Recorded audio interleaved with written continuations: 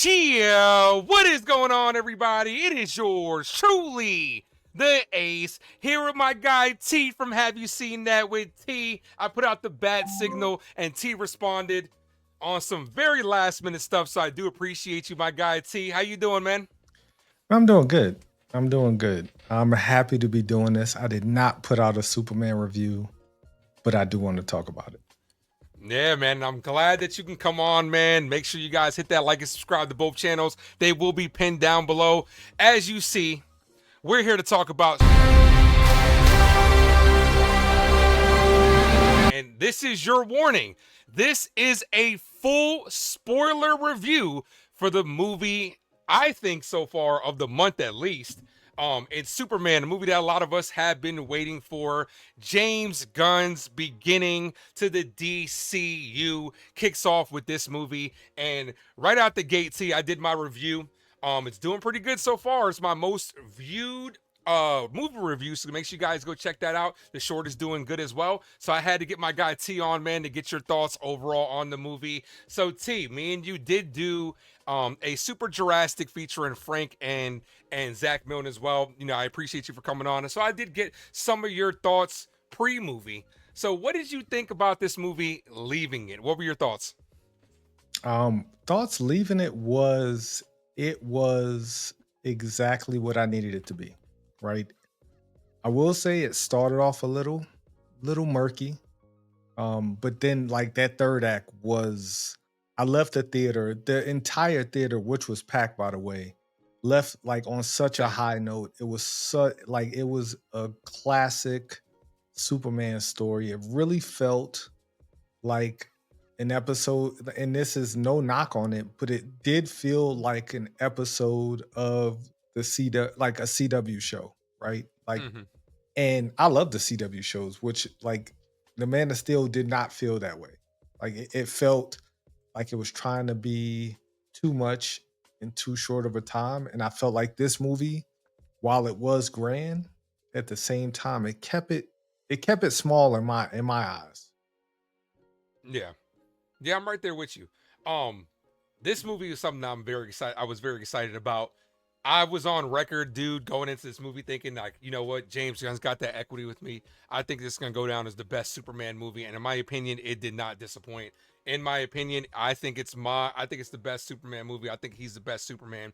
I like how it differs from other DC movies that we've seen, at least because we have seen this when it comes to Spider-Man: Homecoming. You get dropped smack dead in the middle of this movie.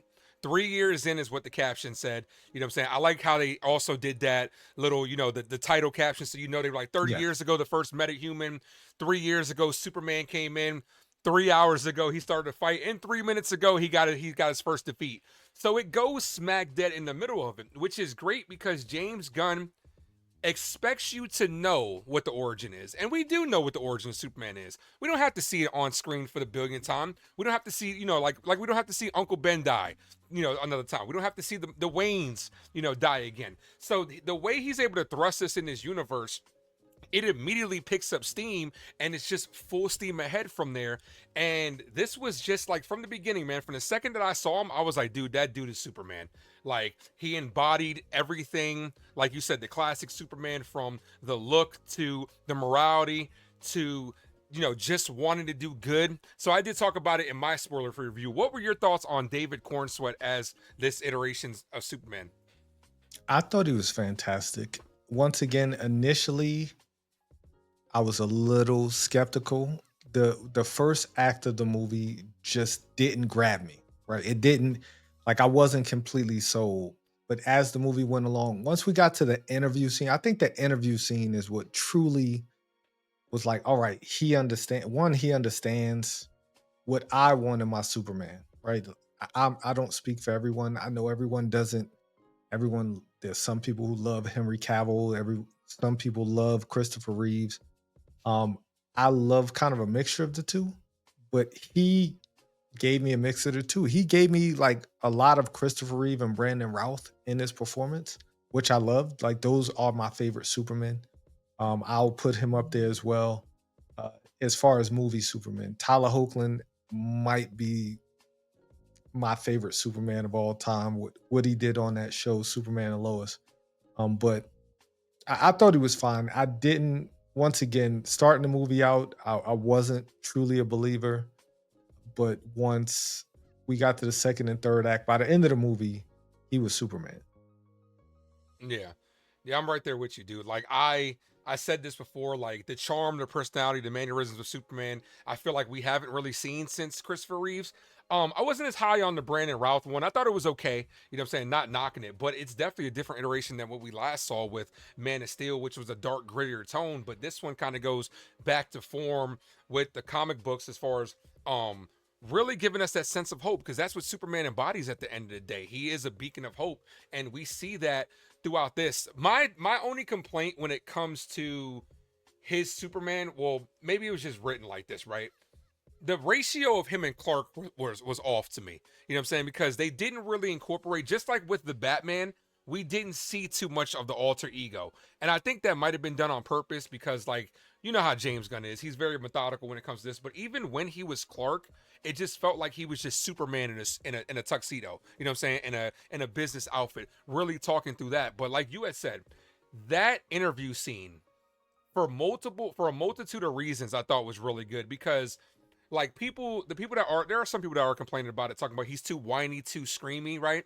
I actually equate that more to how good Lois was at her job by getting under his skin because like no doubt their relationship is already established. We don't and by this being 3 years in, we avoid the whole will they, won't they, when ultimately we know they're going to anyway get together at the end of the day. So they come in, they're already together, and the back and forth and the chemistry that they have, they're both two strong, confident individuals in their jobs. And to see that pushback where he's like, first of all, that shit was funny as hell when he was interviewing himself, and she just kept giving him shit for it. And for her to be like, I'll interview you. You know what I'm saying? He's like, bet. He takes on the challenge. And you could see that she's actually hitting him with the hard hitting questions that gets him riled up. But then the passion about it, where he's just like, I'm not representing anybody. I'm representing myself. He's like, people were going to die. That's such a good and powerful scene to me. Great. So I'm so glad they didn't spoil the entire interview and the Mm-hmm. clips that we saw online because it got a lot funnier. It got a lot more personal. And I think that's where like people complaining saying he's too whiny. I think this it's a very personal conversation where he Yep. feels like he's being attacked by Lois Lane and she's supposed to be on his side. I can understand that. Speaking to someone you care about deeply and you just want them to understand your side of it, or you assume that they understand your side of it, but she's just being a great reporter. Like that to me sold me more on Lois than it did sell me on Superman because of her deep because you get your first opportunity to interview Superman, you're gonna ask him, well, what is it like to fly? Oh man, you must really love it here, or whatever. Like you'll ask some cookie cutter questions, like people do when they interview their favorite stars, on any TV show. But Lois is asking them very deep questions, very political, highly political questions, questions that question um his not his morality, but like his makeup, right? Who he is Mm-hmm. as a person, and of course, the political overtones of everything he's done, which he completely doesn't understand. Like, but as a government, like someone who works in the government, I could understand why people like that's not a good thing. What he just did here, Yeah. right? Like, it's not. Is it right? Yes, but in the grand scheme of things, like who's to know what he's gonna feel is wrong next, right? So she's asking him these questions, and of course he gets upset, he gets taken aback by it, and that's probably why he never gave her an interview before because he knew that she's gonna ask him these questions instead of asking him fluff questions and Yeah. making him look good. Yeah, she definitely hit him with some hard hitting questions, and like shout out to Rachel Brosnahan, who I thought did a great job as Lois. Like Killed it. I think I like this iteration of Lois as well. Like I said, because it's more established. So she is a good character for the Clark character as well. Like their chemistry, their camaraderie, that type of stuff is already established. So it's like we as the viewing audience really just have to kind of fill in the blank and go with the story. Um with when you do stuff like this, right, where you kind of thrust in, like no doubt you don't get as much character development because they're expecting these characters to already be developed. So that's so we're seeing these two. You still there? Yeah. Mhm. Okay, yeah, okay. We're seeing these two, and it's just really great. What did you think of Rachel Brosnahan as Lois? I thought she was fantastic. I really think that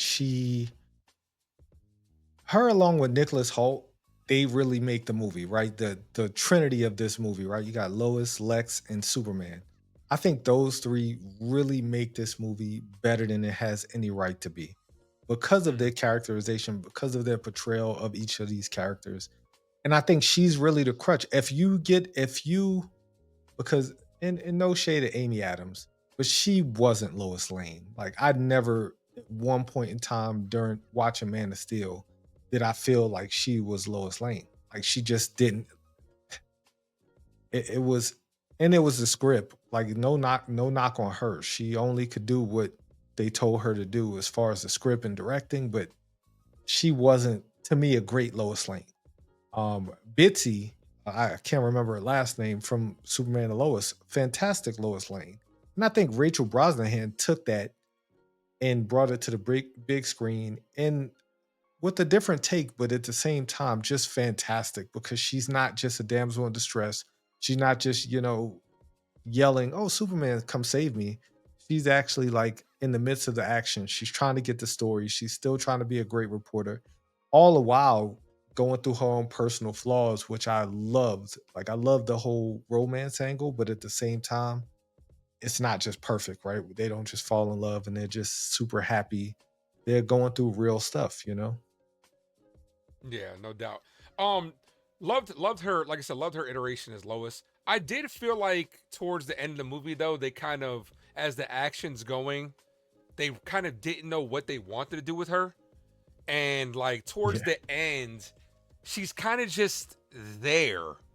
Like, and I just feel like her character was perfect.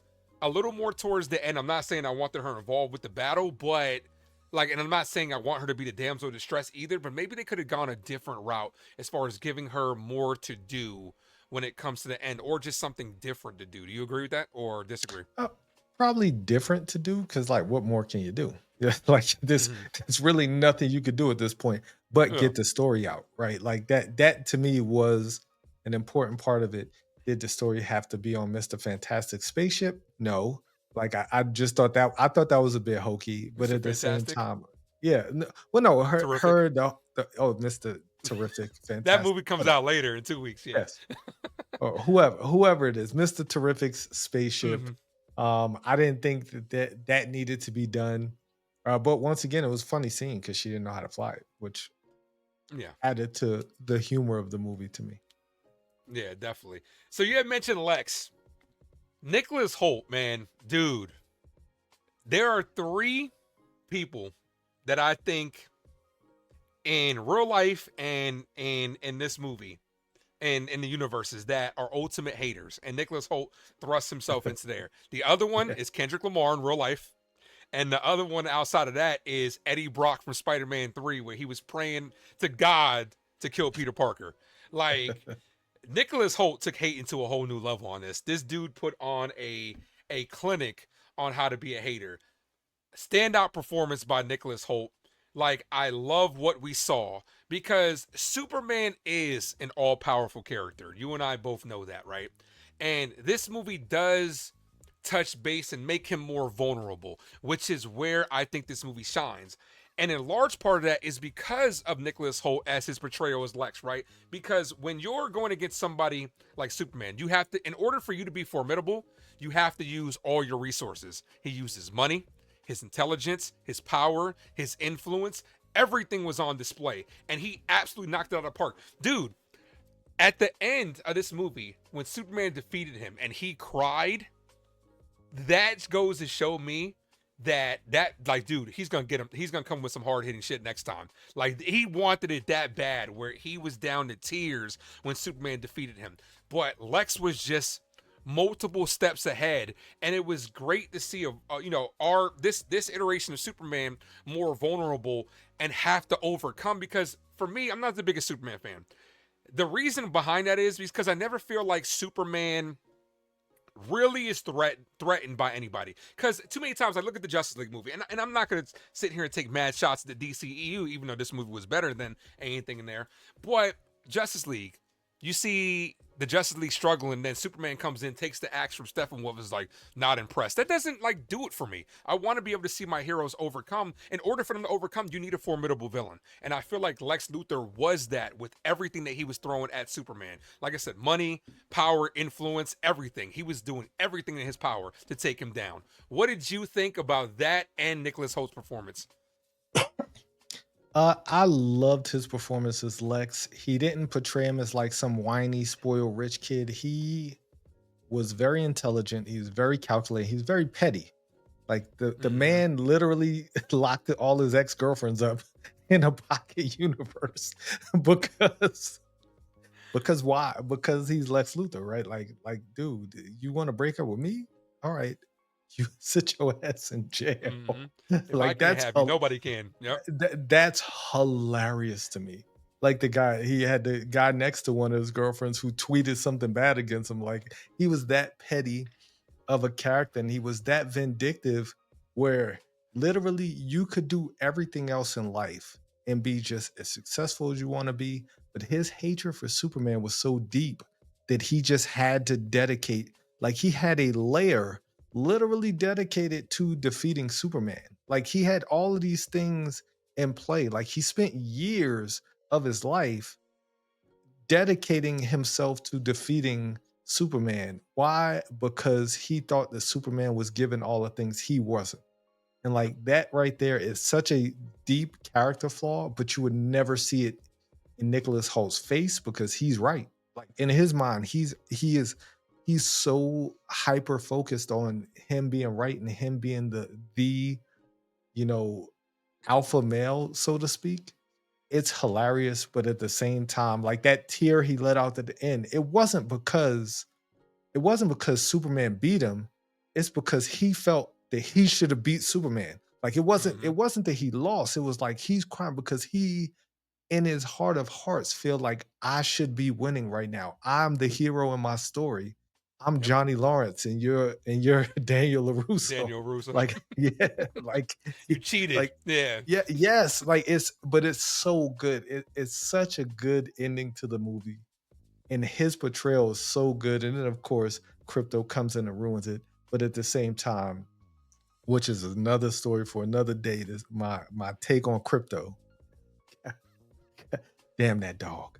Yeah. But Lex was just fantastic in the movie. I couldn't find anything wrong with Nicholas Holt's performance because he was like in his mind he was right, right? Just like Thanos Yeah. thought he was right, Yep. Lex in his heart of hearts knows that he's right. He doesn't think he's right. He knows he's right. Yep. And that's what makes a good villain. Villains with virtue at the end of the day is something that the MCU has been able to nail. And even with James Gunn, like, this is the second villain that we've seen in like from James Gunn that just has that sense of being pure evil. Like, High Evolutionary was on a different level. He was more cruel. Lex wasn't as cruel, but like you said, he was vindictive, just evil, petty, all that stuff. Even go ahead. My my man pulled a hot dog vendor off the street because he gave Superman a extra sandwich one time or something. Yeah. He face scanned him, and I was like, "Why is he face scanning this dude?" And he pulls him off the street and plays Russian roulette with this cat and shoots him in the head. Like that right there, just that was a moment changer in the movie because like this is not a comic book movie anymore. This is a Nope. real villain.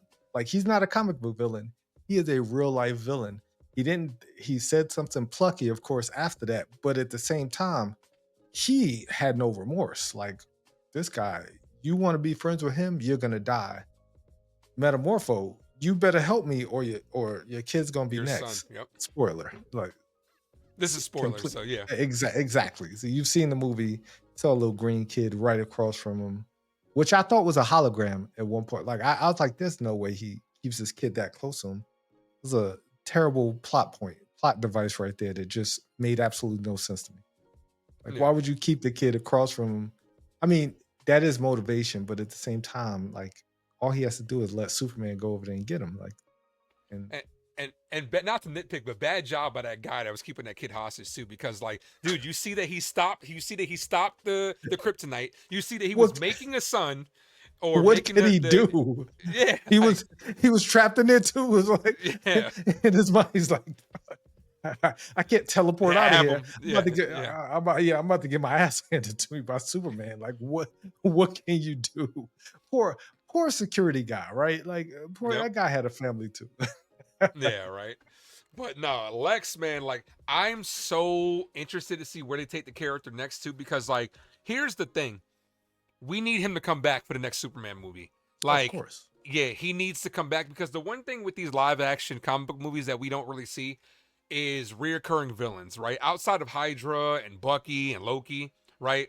You don't really see reoccurring antagonists that come back and are still threatening, right? That are still like a menace. Like I would like for the next movie definitely to have like some threat to Superman. Then you find out Lex is behind that too, ultimately. And another way to include Nicholas Holt because his performance would stand out. Dude, him sitting there when Superman busts in looking for crypto and he's just sitting there like he's looking at him like, what you gonna do? The phone is right there recording you. What you gonna do? You take me out?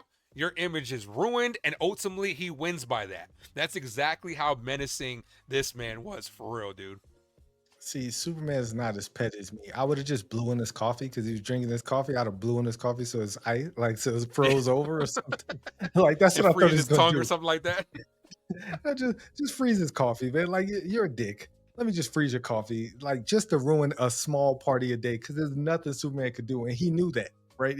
He knew in that moment, like Lex, everybody's looking, and Lex is just gaslighting him the whole time. Like every word he said, he like turned on him, which was once again masterful performance. Uh, Yep. that was very witty what he did because I mean Superman could have easily ended him, but if he would did that, then Lex wins, right? Yep. Like now you are a villain because I'm beloved by everybody. You know, I'm a philanthropist and all this other stuff, even though nobody knows how nefarious I really am. Yeah, he becomes a martyr at that point, and it's Yeah, basically like, see, exactly. I told you, I proved you guys right. You know what I'm saying? But would you Mhm. um would you have liked to see because obviously this movie throws a smack dead in the middle, which to me I loved. You know what I'm saying? Because everything's established. They expositioned a lot with this movie, and we'll talk about that when we talk about things that we really didn't like, though, right? But would you have liked to see the lead up or a little bit more build up to why he hates Superman, or were you cool with just letting us put the pieces together? I'm cool with letting it. Like, don't insult. That's one thing I don't like when movies do is when they insult Mm-hmm. my intelligence. Right? You don't have to tell me everything, but I do understand for the general audience. A lot of times you do because people go in there and legit like have no idea about Lex, which is insane to me. But I mean, to each his own. But there are people who need Uncle Ben to get shot to understand why Peter becomes Spider-Man. There are people who need there are people, my kids, they have no idea who Superman is, right? So them going into this, they might need a little more explanation than me. So I can't Yeah, I can't be selfish when I go into these movies and just say, hey, I don't need all of that because there are some people who do. But at the same time, I didn't need it. No, I love the yeah, fact that we jump straight in because me as an audience viewer, I get it, right? I You don't have to explain Lex's hatred. I already know that he hates Superman. I just didn't know at what level they were going to portray that hatred because if you look back at the 78 Superman, Gene Hackman is just I don't know, like you really didn't understand his motivation of why he hated Superman because he never really explained that. He just had a dastardly plan that got foiled by Superman. In this movie, like it's his life's purpose and it's terrible, which kind of is what he found out at the end of All Star Superman. The movie this took a lot of inspiration from, or the comic series that this movie took a lot of inspiration from. He found out at the end, like I was flawed in using so much of my energy towards my hatred of Superman. Now, Nicholas Hoult didn't get that at the end because he's so blinded by his hatred. He can't even see that this is the reason why you're going to jail. Like you could have chilled out and you'd be fine. You probably could have did everything you did and leave Superman out of it and still took over that country, right? Like Yeah. if you wouldn't have based everything around Superman, you probably could have gotten your end goal and done it through some political means or whatever the case may be. Yeah.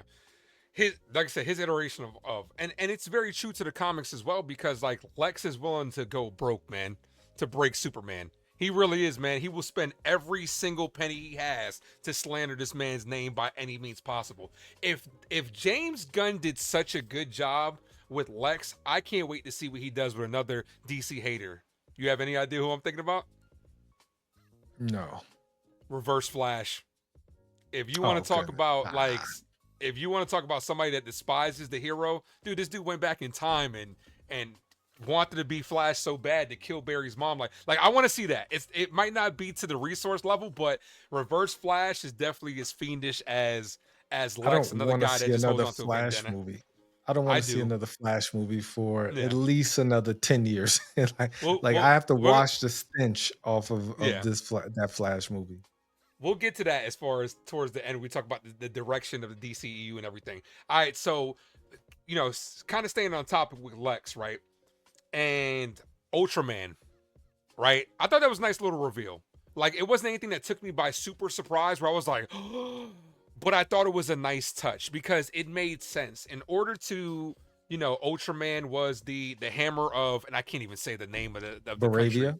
Bravia, the Baravia? hammer of Bravia, and then all of a sudden, you come to find out that he's the clone of Superman. I thought it was a nice touch.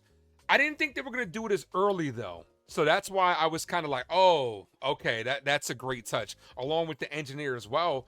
And ultimately, like when Lex goes into the Fortress of Solitude and he ends up deciphering the rest of the code, part of me actually legit thought that they weren't gonna keep that, like they were gonna like retcon that. But I'm actually glad. Before I give you my thoughts on it, I'm glad that they went that route and they kind of stuck with it. And they didn't take it away at the end. What were your thoughts on Lex's plan overall, and as far as the switch up of Superman's heritage from Krypton, as far as his real mission? I mean, I thought it helped the story. Like, it Mm-hmm. made sense within this story on, um, just Lex's plan. Like, the way Lex's plan actually was perfect other than the fact that it's still Superman, right? Right, like you could change public perception on Superman, but he's still gonna do good. Like he can win them back by saving people, like he did in the movie. Like he could, you're always gonna be able to win them. Like there've been plenty of people. Like Americans love a redemption story, as they say. So the plan makes sense, but at the same time, it doesn't. Right? All right, his parents sent him here and to take over the planet, which is really weird how fast everybody turned on him. like They did. like it wasn't even like literally he just landed and then the news story like he just landed from saving people. Like he just landed from saving the city again. And he landed and all the kids around him, the story plays and everybody's backing away, which makes sense, right? Because you really don't know. He really could be Homelander, and Mm-hmm. which was the first thing I thought of was like, all right, I so thought about what Omni if Man. well, yeah, I'm Omni Mm-hmm. Man, but at the same time, like everybody backing away because he could literally start lasering y'all in half, which is we'll definitely talk about our gripes of the movie a little bit later. Yeah. But I thought it Go ahead. made sense. I really did think it made. I thought that portion of the message and Lex's plan just made total sense in his head. Yeah, Lex was biting at the bit when he deciphered that. He's like, "Oh man, more slander. Oh yeah, let me go ahead Yes, and get all those monkey bots super that are." shit, fucking Yeah, super that dude, shit. that had me weak. I thought that was the funniest joke because Yes. when he, because how mad he got in the lowest interview, he was like, "Super shit." He's like, "I hate it," and then when he's in the pocket dimension, he's sitting there. He's like, "Super shit." Like Def that def shit had me dying. That was the best joke to me. yes. Um, But when it comes to the switching of Superman's legacy, right? There are some people that aren't gonna like it, and then there are some people that are tired of the evil Superman trope because of Homelander, because of Yeah, Omni Man, because we Omni kind Man. of getting a lot of that now, right? But I think it's a nice touch to the Superman character because it just goes to show you that, to me, it's nurture over nature, right? Because with the Kents, the Jonathan and Martha Kent, Ma and Pa Kent, were Yeah, so pivotal to this character, right? Even though I like, and this is what like I love the fact, and I'm gonna keep saying this. I love the fact that they throw a smack dead in this universe, but I also at the same time too, two things can be true. I could also be disappointed because we could have had a whole movie with Ma and Pa Kent like that would have been just as good. That would have been good as well. would it have though? Did you want a movie with Ma just yelling into her phone the entire time? Come on, Little country Pa. bumpkin. Yeah. Yeah, dude, I was all for that because it was fun. It captured that essence. But nah, like it would have been different, no doubt. But I do need a little bit of flashbacks with them though, because I thought Mom and Pa Kent, especially not being big name actors, because like Yeah. who was it in Superman, in Man of Steel? It was oh man, she's fine too. I can't think of her name. Diane Lane. Yeah, Diane but the Lane. dad, Kevin Costner. Yeah, that's right. I could not think of his name. I did say it in the review. Kevin Costner, man. It's good to have like a star, no doubt, you know what I'm saying, a well-known actor, but it's good to have somebody that's kind of new so that way you can feel these moments. And that moment when they're back on the farm where everything's going awry for Superman, and then you really feel that moment when him and his dad are talking together. Like I said, it's a nature versus Yes. nurture thing because this could have easily went the wrong way. Imagine if he would have decided, if he would have crash landed and got the whole message, Earth would have been screwed. It's as simple as that. But because of the love of the Kents, he became the beacon of hope that we know as Superman. Very true. I mean, he could have turned into Brightburn, right? Which was fantastic movie, by the way. Love Brightburn. Mm-hmm. But he didn't. He is Superman, and I just I think they went a little too Kansas with Mom Parkett. just a little, just a little too Kansas. And I've never even been to Kansas, so I don't know them to be as country bumpkin as those two were. But it made sense actually with who Superman is. And it was a good touch. She was cute though, man. She was like, when she's seeing all the stuff going on, I cleaned your boots. I'll go get your boots. Like, oh man, strap I mean, up. I mean, at least they didn't give us a Marissa Tomei with like a hot mom or something like it. I mean, just, That's distracting. I'm Yeah. exactly like. Mm-hmm. I mean, her yelling on the phone was kind of distracting, but I thought it was hilarious. Yeah.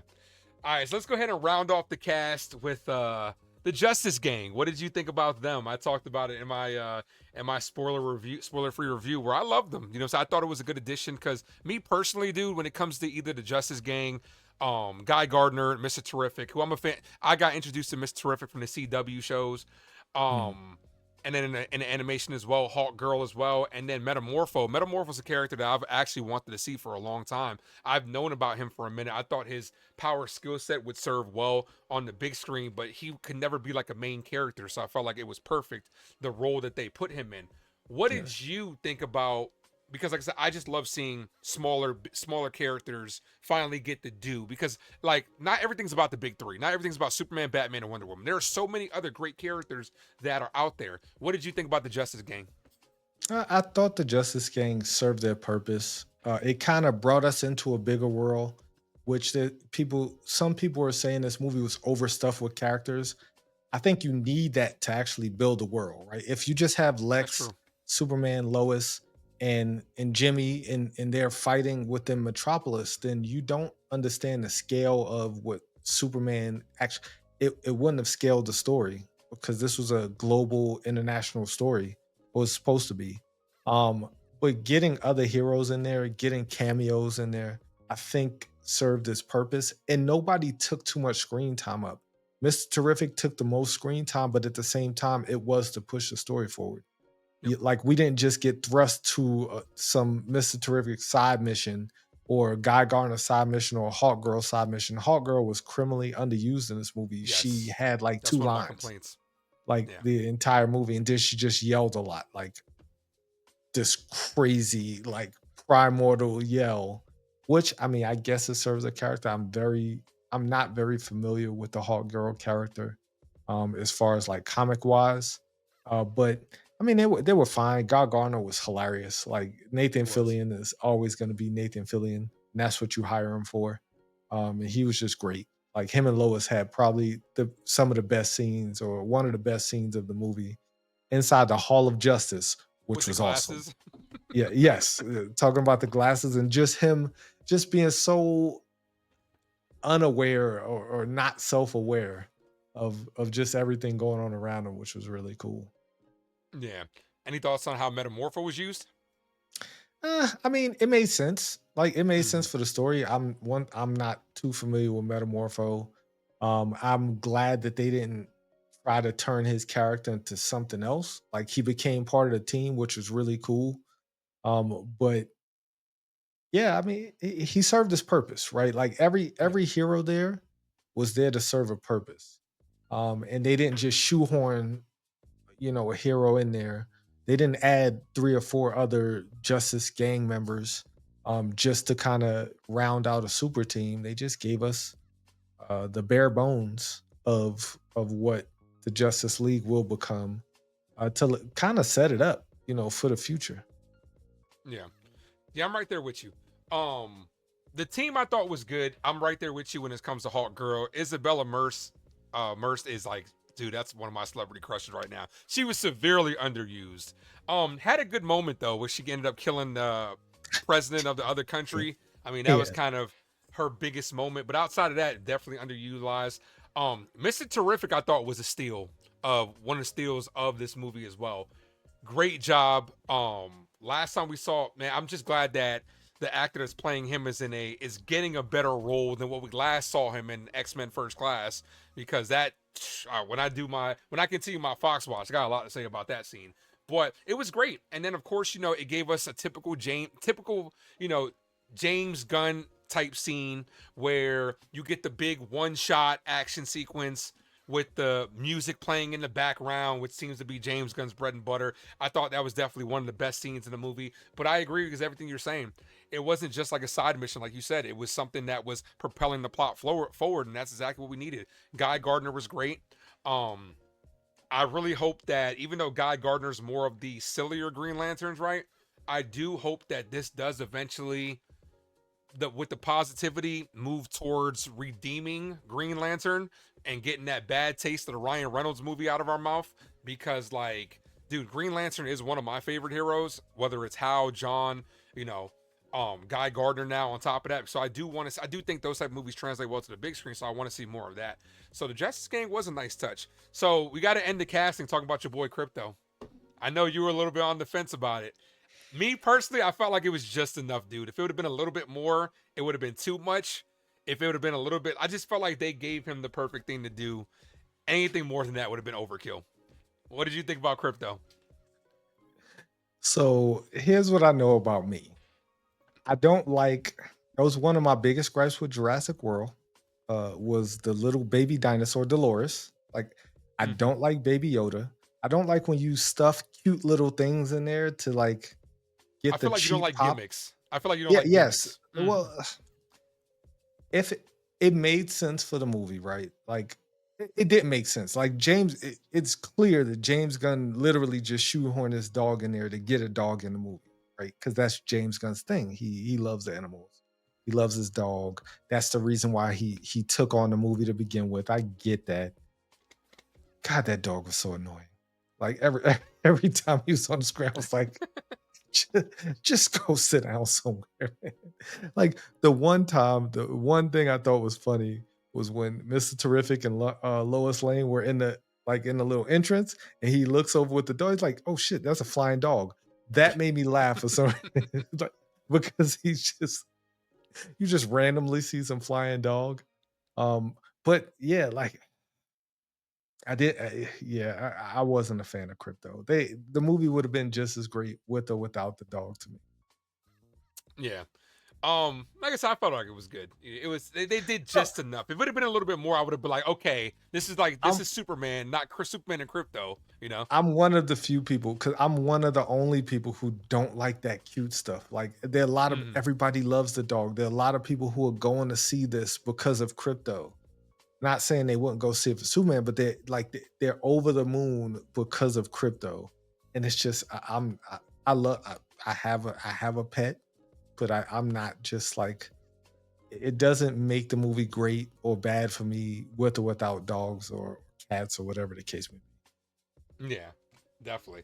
All But right, that so dog let's was go ahead and talk. bad. That dog was like that dog was just tearing Well, shit up. that's Like that's because his owner. That's because his owner was off. You know, getting yeah, drunk on planets that had red suns. Let's go ahead and get into that. That's a good segue. So great Supergirl segue. shows up in this.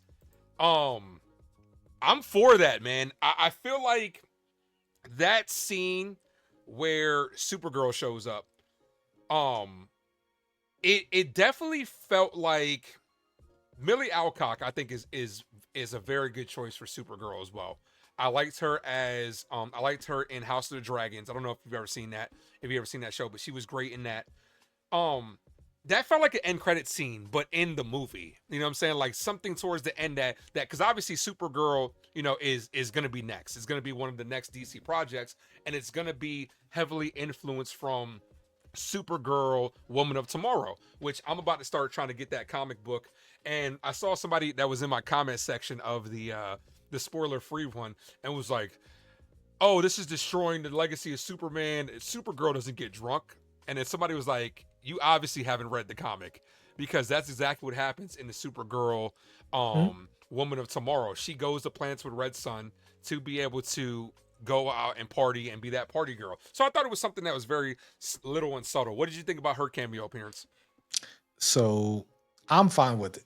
Once again, I'm perfectly okay with it. I know we're getting Jason Momoa as Lobo in the Supergirl movie. The question is everybody else going to be fine with it? Like Mm-hmm. we're kind of in this very weird time where the word woke keeps getting thrown around there and people and like girl boss or whatever you want to call it, right? And are the people gonna want to go see a party girl Supergirl movie?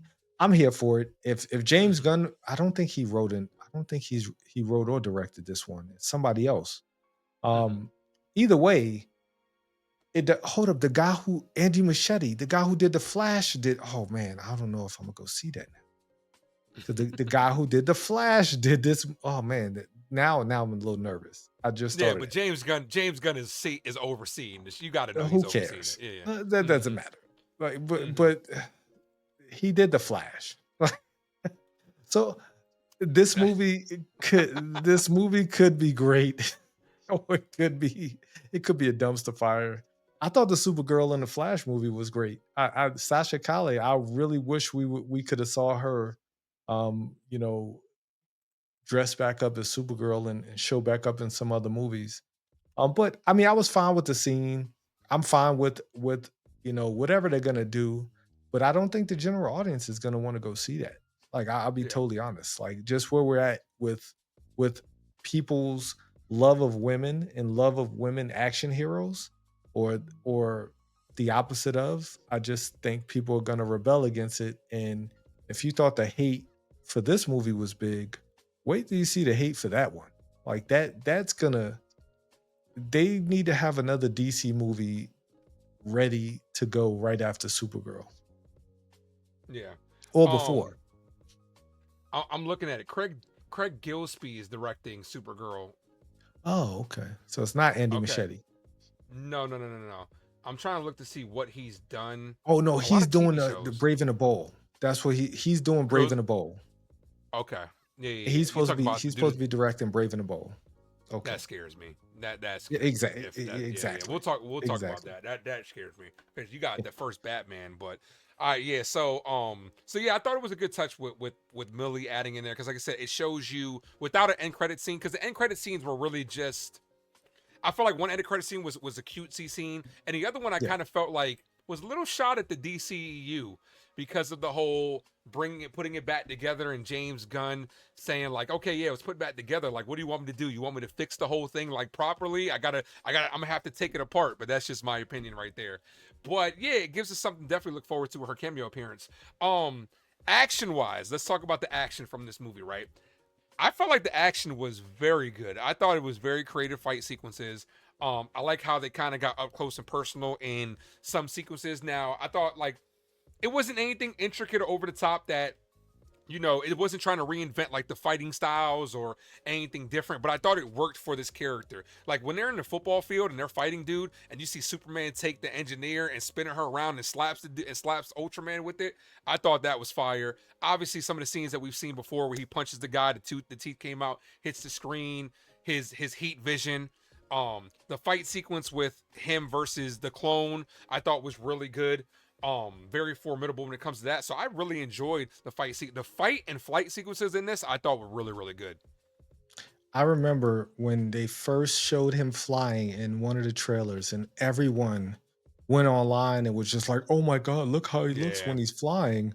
Oh, he looks so goofy. It looks so stupid." And it was like, one, you've never flown.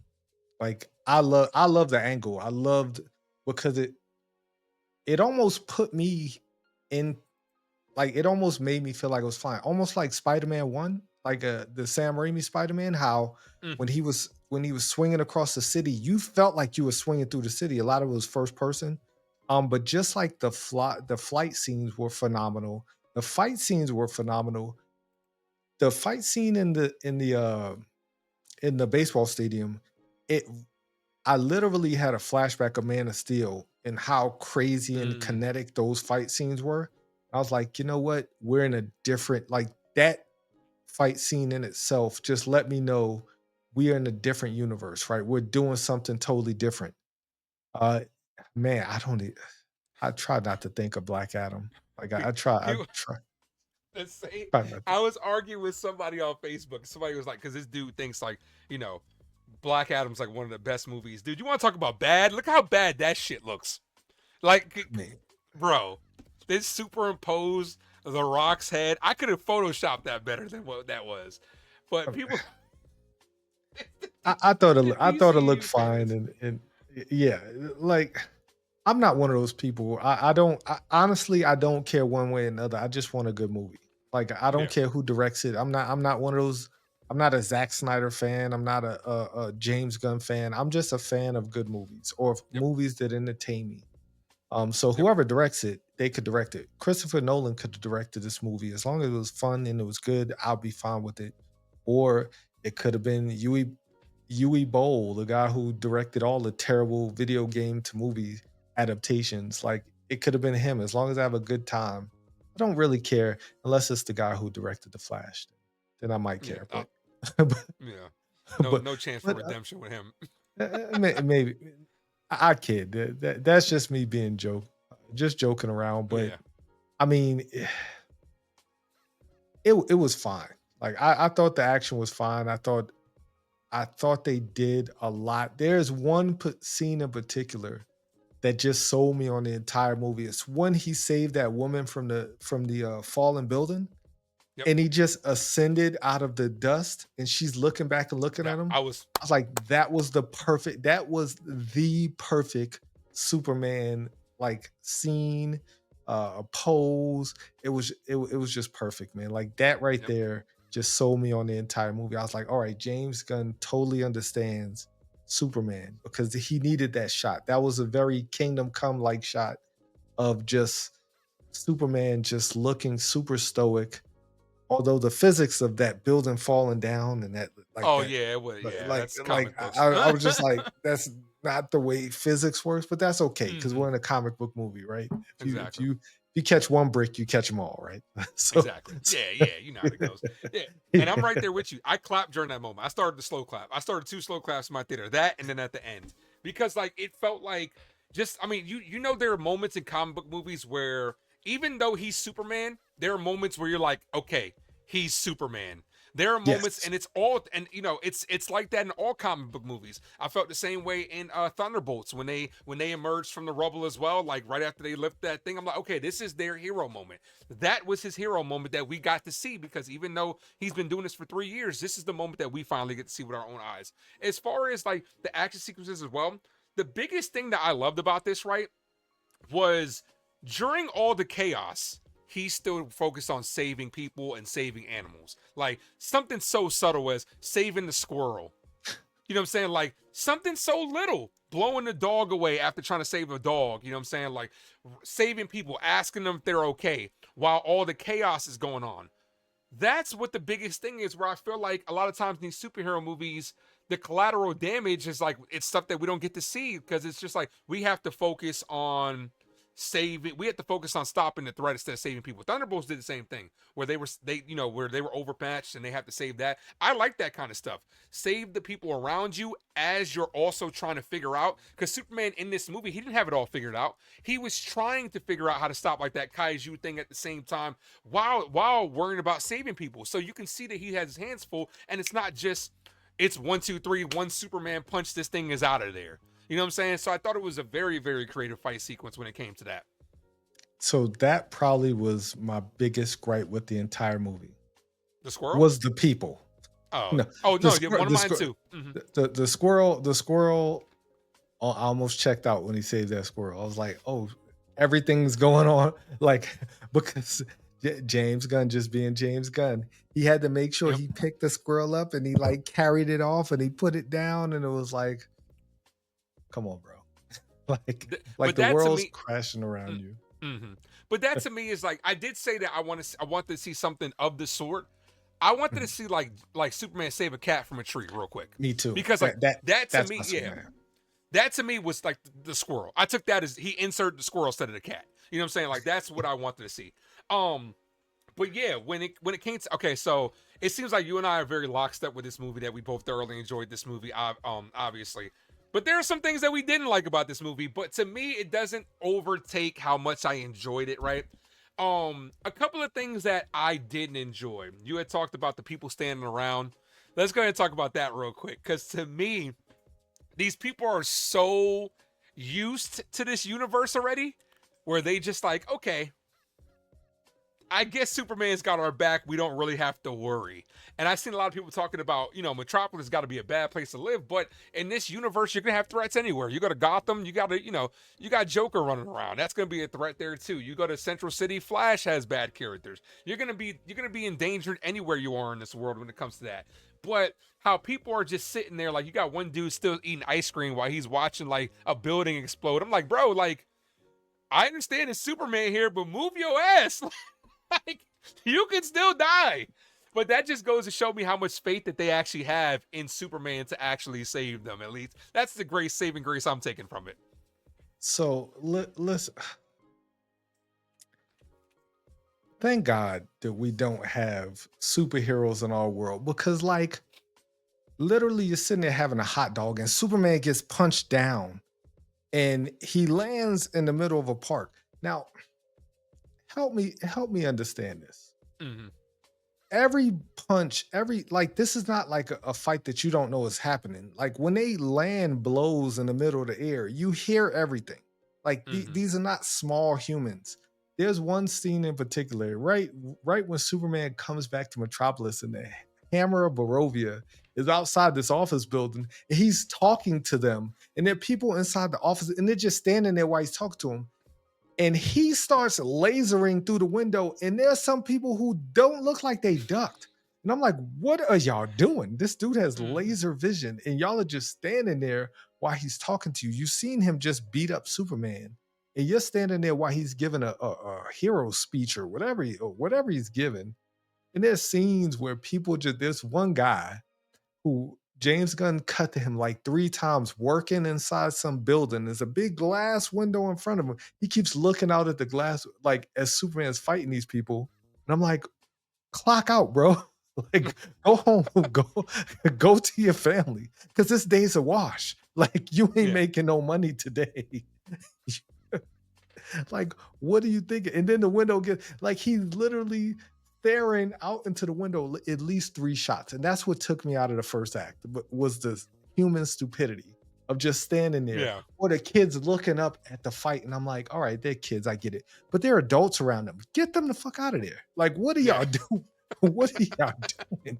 Why y'all looking up in the sky? Because he could come crashing down at any moment, like, and that's the end of you because you're looking up. You're not even paying attention to what's in front of you or just getting out of there, getting to safety. The people in this movie upset me so much, and I'm so glad they went away from that in the second and third act. The last fight, you don't just see people standing around as they're fighting. Like, the city gets evacuated. Thank goodness. Like, every fight, they should evacuate the city because you don't know what's going to happen. Like, any one of these superhumans could just tumble all of the buildings and everybody in them could just die. Right. Like, so Like Batman versus that's my Superman. biggest gripe. Yeah. Yeah. Yeah. Yeah. Exactly. Yeah. Exactly. Like you were saying, thank goodness superheroes don't exist in this world. Thank goodness they don't exist in this world because, dude, our insurance rates would be so fucking high. Like, Bro. dude, like you telling me I just parked in this spot and Superman just chucked my car? Like, bro, who's taking care of that? Allstate? Like, you know they're gonna try to fight something. Oh, you don't got that. You don't got that superhero deductible. Sorry. Like, and then Yeah. I'm just screwed. Exactly. Just Yeah. screwed, man. But yeah, that's one thing that I didn't like. Like I said, the things I didn't like really didn't take me out of it, right? You and I, along with Frank and Zach, you know what I'm saying? Shout out to those two guys as well. We talked about, during the super drastic, and Zach had made a good point as far as the James Gunnisms, right? Which is the term that we're using now. This movie's full of them, no doubt. It Mhm. in some instances it works, in some instances it kind of took me out of it. The one scene where it kind of took me out of it was actually the misdirection that we originally saw when we first got that first Superman shot of that purple and blue entity in the background, and Superman's lacing up his boots, and everybody's like, okay, is that Brainiac, is that so and so? Good job by James Gunn doing a little misdirection. I thought that was the most heartfelt scene where Lois was talking to Superman, but the emotions to me were negated a little bit by the comedy in the background. Like, you see the Justice Gang fighting in the background, and a big green bat comes up and it's hitting the entity and stuff like that. Like, no doubt that shit is entertaining, but sometimes when it comes to James Gunn, I want to marinate in the moment. You know what I'm saying? Like, you have an emotional moment. I go to movies to laugh, have fun, to feel emotions, to feel, you know what I'm saying, that the weight sometimes. And I feel like with James Gunn, he's just itching to kind of that he has to get a joke. It's like that awkward kid, like during certain times, I gotta use levity here to alleviate the moment. You know what I'm saying? Like, I gotta crack a joke. I do that sometimes too. I feel like we all have our go-to responses. Sometimes I go with humor or sarcasm or something quirky, but all the time, James, there are sometimes I just want to be like, yo, that moment to me was such a good moment for Clark's character, for Lois's character, coming off of what he just like his whole entire existence was a lie from what he knows. And he's going to Lois, and then he's like, oh, like, and then you got something joking in the background. But then I also enjoy that moment because, like, this little subtle line, right? Where I'm like, okay, thank you for giving us that. When Lois is like, you're gonna go help them, he's like, nah, they got it. Like, nah, they got it. And a lot of times that answers a lot of questions for me because, like, how many times throughout superhero movies do you see a city-ending threat? You're like, where's this guy at? Especially in this universe where everybody's in New York. Like, where is this guy at? Sometimes it's just good to have a superhero sit back and be like, Spider-Man got that shit. Superman can handle that. I'm good over here. I don't need to do it. So I was very conflicted with the James Gunnisms in this movie. I was not. I like I you know what it is. Like, you knew what it Mm-hmm. was before you went into this. Like, if you Oh, thought he yeah. was going to give you a super serious Superman movie, then that's your own fault. That scene I thought was hilarious.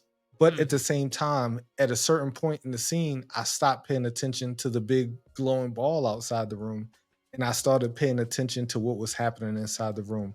And Mm-hmm. everybody can't do that, right? Everybody can't separate the two things that are happening because, once again, selfishly, you want it to be a deeply emotional scene. Mm-hmm. There's some people who hate emotions in superhero movies. There's some people who just don't want to see romance. They want to see big aliens getting beat up. So he's giving you both at the same time, right? He's giving you some wacky action with a bat in the back, which like I'm literally sitting there trying not to cry laughing because I'm like, that's so Guy Garner, right? Like that's the character Yeah. that I just learned to love throughout this movie. And they're fighting this huge threat in the background. And I also was thinking about all of the critics who criticized that one picture, the entire like that was one of the first pictures that came out, and it's just like, why is Superman putting up his boots? Oh my God, the world's about to end behind him. This means that James Gunn doesn't take this seriously. And like there was Hmm. so many people on the internet bashing one picture, one shot. And you get it in the, when we got it in because I honestly didn't think that was going to be a shot that was in the movie. And we get it in the movie. And I'm like, once again, I thank my lucky stars that I don't live in a world where superheroes exist because stuff like that would terrify. How do you go to sleep in that world? Because Yeah. you could You can't. like you can't because you just can't. Yeah. Yeah, no doubt. Like I said, I definitely was just because I was in the moment. No doubt I was laughing. My ADD was like looking at both where I'm like, bro, I don't know what to kind of like because I want to laugh, but I also want to be in the moment where I'm like, it's okay to show emotions from these superheroes, especially when you got, with the love interest. So that's one thing that I was kind of like on the fence about. Obviously the underutilization of Isabel Merced was one of my main gripes as well. Not that I'm saying this is a gripe, but this movie was expositional heavy. But I feel like you have to do that when you have to do that to an extent. Now, granted, the audience is smart enough to put things together. Like somebody compared this, I forget what content creator compared it to New Hope, right? New Hope when it came out wasn't expositional heavy. They just allowed the audience to be able to connect the dots. Um, this one was expositional heavy. Like you see Lois and Clark, what I'm saying, talking about, oh, we've been dating for, this amount of time, da da da da, or Superman showed up, da da da. Or with Lex is sitting there like, and his cronies are like, oh, how are you doing this? Oh, it's because Lex has been studying him for blah blah blah. You kind of have to do that to an extent because of it does move the movie along. It does move the movie along, especially when you're already established. But at the same time, too, just don't insult the audience, intelligence. Just have the faith that we can figure this shit out by ourselves. We know that they're together. We know that Lex hates him. We know that all this shit is going on. But I do think it was definitely expositional heavy. I I disagree. I because and this is gonna sound completely wrong when I say this. There's a lot of Mm-hmm. stupid people out there, right? There's a lot of people who walk into a movie and if you don't explain it to them, they will never know. Well, Like not just that too, but there are also people that don't know this universe, so they need that exposition as well. Mm-hmm. So I very, get it. very Yeah. true. Mm-hmm. Very true. But I lean more towards the stupid people out there. Mm-hmm. That's where I'm at in life right now. Just Mm-hmm. just simple people, right? Just Yeah. the Ma Kents of the world, just showed up to the to the movie Why theater, she man. gotta take shots? She was good, man. Just showed up to the movie to the cinema to watch a Yeah. good movie, and I didn't know what was going On on. It was on just the big box that's like the little box at our house, and yeah, that type of shit. Yeah. yeah, no shots at anyone from the Midwest or anyone from the country. Shout out to y'all, but boy, there are some simple people out there because I've seen movie reviews where they're like, "Well, I didn't know what was going on here," and it's like they've made it obviously clear. Most movies don't really aim to confuse you, like they Mm-hmm. can't because they're mass marketing this to the masses. Um, so I mean, I don't think they did it in a very insulting way. They kind of did it in a quirky dial, like as two characters that talk to like the Lex cronies, which really worked well for me. They shouldn't Mm-hmm. have, but all of the Lex Hencher, all of the people working in that little office really worked well for me because they just all seemed like dweebs who got bullied when they were kids, and they're like, "We're gonna stick it to the man." Uh, Man, I was Did they about to hate say real Superman? political. Did they hate Superman, or are they just getting paid a lot? Because it seemed like they shared the same hatred for Superman as Lex did. So he Yeah, must have they really wanted had to to. win.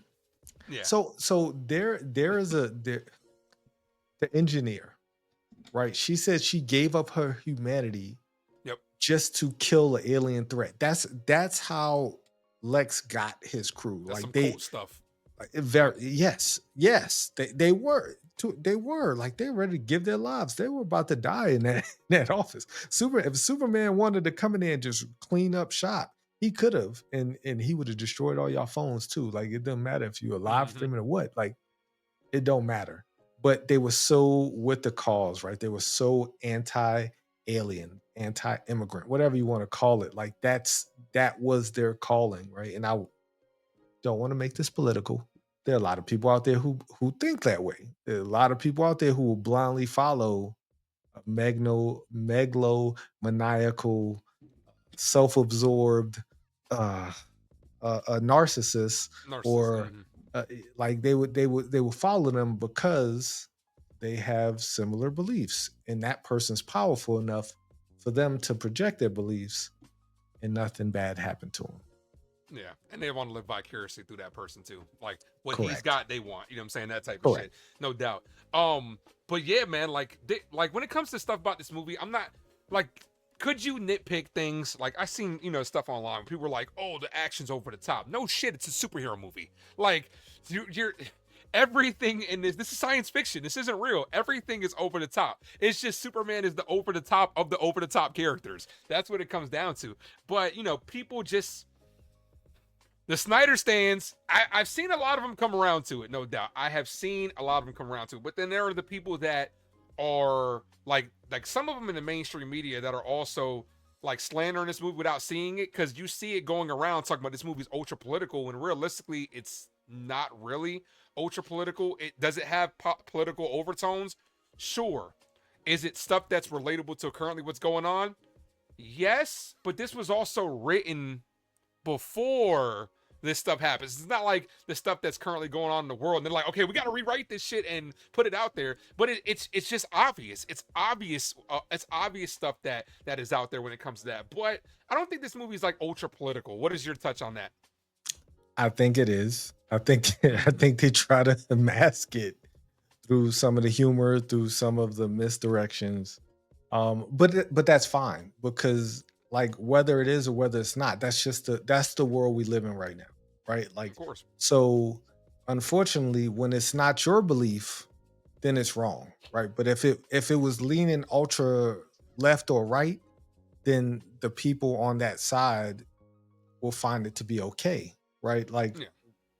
however you want to view it, right? Whether you think Lex is wrong, whether you think Lex is right, or whether you think Superman's wrong or right, like your political ideations on the two fictional countries lean a lot towards real life, right? Like that leaned a lot towards what's happening in the real world with some other countries that is happening right in front of us, right? And they just kind of highlighted in this movie, just gave them fictional names.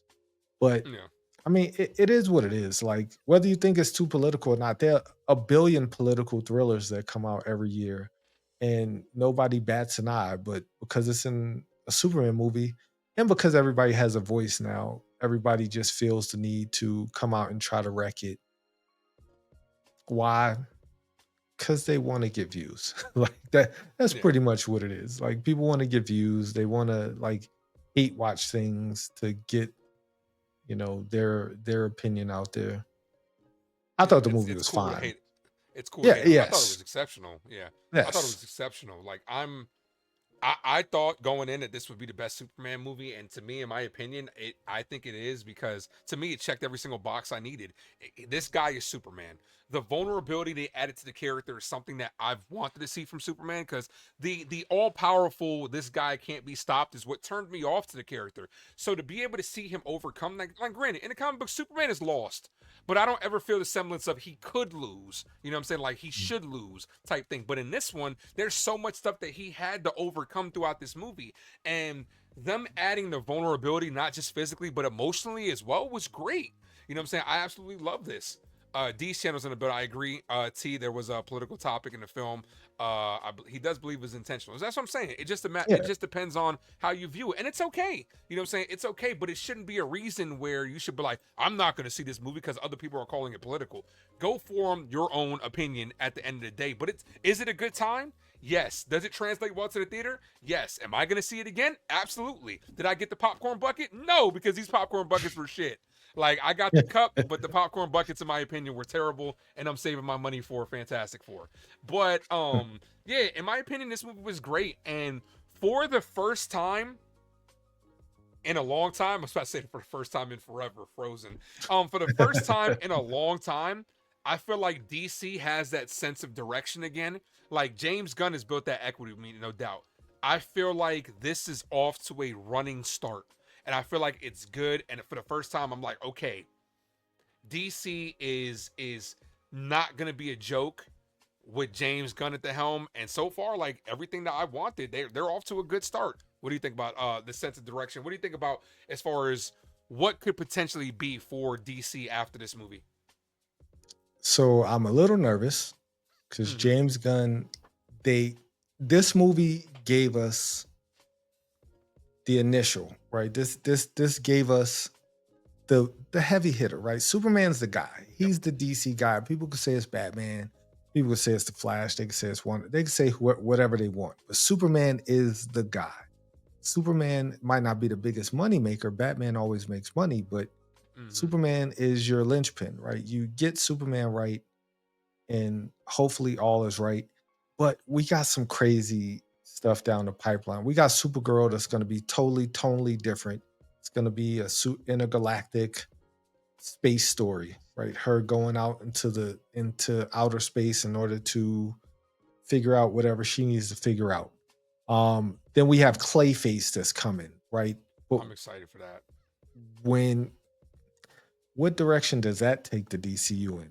Right? We Horror. have Peacemaker, it does, but how to you know how I feel about canon, right? I don't Mm-hmm. really care about canon. I don't care about intertwining all the stories together to make a Justice League movie. Just make good movies. So if Superman's in any indication of what's going to happen, then yes, we're in good hands because at least there's some care being put into these characters. And we know that James Gunn cares about the characters. He's not just going to greenlight something just to greenlight it, right? We're not going to get a secret invasion, hopefully, within the DCU just to say you greenlit a story that everybody really likes. Yeah. Yeah. I mean, it seems like see because where the DCEU failed was just trying to catch up to Marvel. That's Yes, where, yeah, if you took your time to tell these stories and stop worrying about what that other company's doing, but on the flip side of that, that other company, MCU, needs to start focusing on what this other company's doing. Because if this is a start, like y'all got to get y'all shit together. And Fantastic Four got some pressure on it at how good this movie was, but you got to just worry about telling the story you're trying to tell at the end of the day. Like you said, correct. we know what the Justice League is going to be. You know what I'm saying? Lead up to that. Who cares if it's copying the formula? Nothing's original. Even me as a YouTube creator, nothing I'm doing is original. There are other people doing reviews. There are other people doing spoiler reviews. Other people doing live play-by-play. It's just about putting your own touch on it and being genuine to yourself so people can flock to it. So I do feel like this is a good start. As far as what they have coming down, I'm excited for the Supergirl movie because I'm a fan of Millie. I'm a fan of Millie Alcock. Clayface is a guy that you and I have talked about. I've said numerous times I want to see that iteration on screen because I feel like the time is now with the anime with CGI. Like that could be pulled off without it looking stupid. They're also going to do like a Swamp Thing. They're also going to do Batman Brave and the Bold, where you're going to get an older Batman and Damian Wayne, who's my favorite Robin. You're going to get all this different stuff that's coming down the pipe. So I feel like it's a great time for it. And I'm excited for the first time in a long time. I'm excited for the direction that DC is in because I feel like I'm not that there were movies in the DCEU that I enjoyed, but I felt like it was just a big mess at the end of the day. And this right here is a solid start, and I can't wait to see what direction it goes in because the one thing that we know with James Gunn is that he's gonna make a comic accurate movie. Like he's a fan of the comics at the end of the day, and that's kind of what we got out of this. It felt like, dude, I was blown away. I felt like I was watching I felt like I was watching an episode of Justice League Unlimited or Superman the animated series right on the big screen. And I was amazed by this. I love this movie. I gave it a 9 out of 10. I didn't rank it. I didn't give it a rating, but I gave it about a 9 out of 10 because the things that didn't bother me enough to be like, okay, I'm gonna give this like a 7 or anything like that. I think you gave it a what, 8? Yeah. So I've said this before on my channel. I'm not a movie critic, right? I don't know too much about angles and lighting and stuff like that. I just Yeah, know when I'm at the theater, what I'm seeing, is it good? Is it not good? Is it insulting my intelligence? That's really what movies, that's what really can make me hate a movie, when it's trying to do too much or it's trying to be something that it knows it's not. And this movie knew exactly who it was, what it wanted to be, and it leaned into that, right? Was it humor in it? Yeah, but it's a James Gunn movie. You know you're of gonna course. get that in there. Right. Once they cast Nathan Fillion, I was like, all right, I know what I'm getting from this character. I know who James Gunn is. I know he has equity, and I know that he's gonna bring certain things to the movie. Was it too much? No, I thought it everything balanced itself out. Even though I wasn't the biggest fan of the first act, it really once it caught up, it really took off. No pun intended. Yeah, started to soar. I see what you did there. Yeah, And exactly. now he's got the S on his chest that he's hopeful. You know what I mean? Yeah, yes, Um, exactly. Before we get out of here, you think this movie has rewatchability? Like, I'm gonna go to the Oh, theater. I'm gonna go to the theater again, and like, cause you said you were you. I'm curious to see like if you see it again, will you feel different about the first half? Like, cause you were a little on the fence about it. Now that you've kind of absorbed it all in, will you feel? I do wonder if you'd feel different about the first half of the movie. no, every time I think of those human people just looking at stuff, it's just like, what are y'all doing? Like, be better, people. But Yeah, I did find that we have a Screen X here. Everybody's gonna talk about Screen X, so I'm gonna make some time to go check this out on Screen X, and I'm gonna do the same thing with Fantastic Four. I'm gonna see it the first time in the normal view, and then the second viewing, I'm gonna watch it in Screen X. yeah, that's the next one I'm excited for. So yeah. But T, man, appreciate you. I know you didn't do a review of your own. So, dude, it's an honor for you to give your thoughts on the internet here on my channel. Man, I appreciate you. Any final thoughts you want to give on this movie before we get out of here? Peacemaker might have stole the movie from me. Like the Uh, Peacemaker cameo it just came out of left field in my theater. Literally, I mean, Same. everybody just it was so James Gunn, right? And he's just I'm excited for Peacemaker season 2. So James Gunn, you're off to a good start. Like I think I know he understands not only what it takes to make a good universe, but just make good properties, right? Good products, and yeah, Yeah. No, I'm right there with you. Like I said, Superman's a beacon of hope. And for the first time, I got hope for DC. And I hope it goes well. But like I said, I'm glad that this, and the reviews are good. A lot of people are talking about the same thing. Go ahead. it made a ton of money. It made $217 million worldwide, which is almost his budget. So it's almost made his budget back in his first weekend, which Yeah. is phenomenal, right? There were a lot of people saying it was going to make less than $100 million in his first week. It made domestically, I think it made 122 Yeah. million dollars, which is fantastic. Yeah, definitely.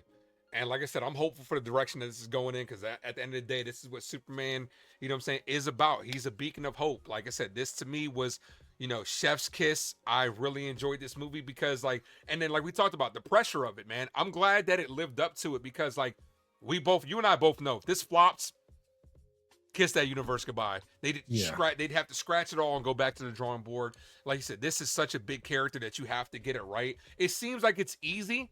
Like, how could you mess up a Superman? But we've seen, you know, not James Gunn, no, not James Gunn, Zack Snyder. We've seen them, do something Yeah. different. But I'm glad it worked out in this one.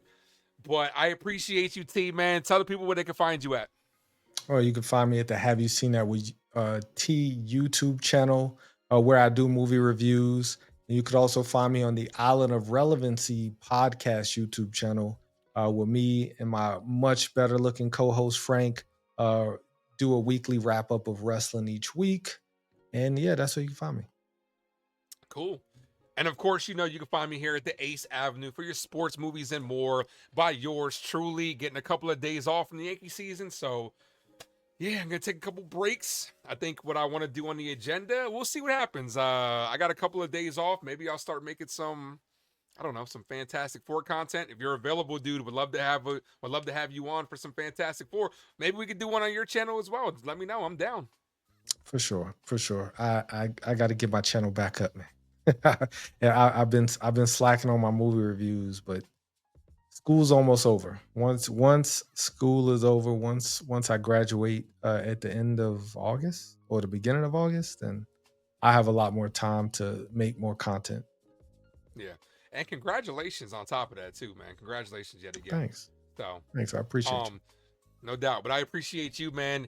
Guys, make sure you guys hit that like and subscribe to the Ace Avenue and have you seen that with T. And if you're a wrestling fan, the Island of Relevancy as well. We pushing out more content. You guys are the best. Thank you guys for watching.